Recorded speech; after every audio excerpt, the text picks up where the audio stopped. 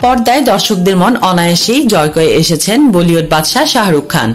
কয়েক দশক ধরে বলিউডে রাজ করছেন তিনি। এখনো তার সিনেমা মানেই প্রেক্ষাগৃহে মানুষের উপচে পড়া ভিড়। পর্দায় তার ভিন্ন রূপ, দাড়ি চুলে এক অচেনা বেশে, তবু রাজার মতো হাজির হন কিং খান। তবে এবার তিনি ফিরছেন এমন এক চরিত্রে যাকে ঘিরে জড়িয়ে যাচ্ছে পারিবারিক আবেগ, প্রেম, অতীত আর ভবিষ্যৎ, সব মিলিয়ে যেন এক আধুনিক কাহিনী।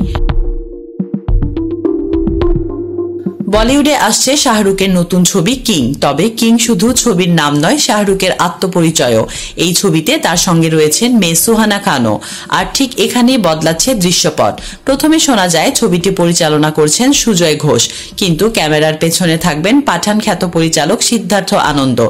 বলা বাহুল্য, শুধু পর্দার মধ্যে নয়, পর্দার বাইরেও লড়াই চলবে।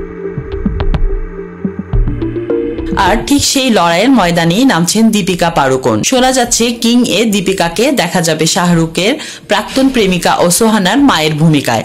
যদিও চরিত্রটি ক্যামিও, কিন্তু এই অতিথি হাজিরাই নাকি হয়ে উঠবে ছবির সবচেয়ে বড় চমক। সেই নিয়েই কিং খান মজার ছলে বলেছিলেন, দীপিকাই তো আমার প্রাক্তন প্রেমিকা, সোহানার মা।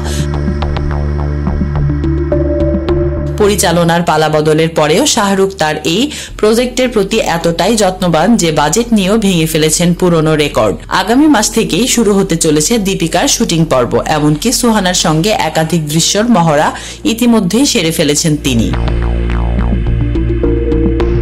তাসলিম আক্তার শিমু, SBS বাংলা।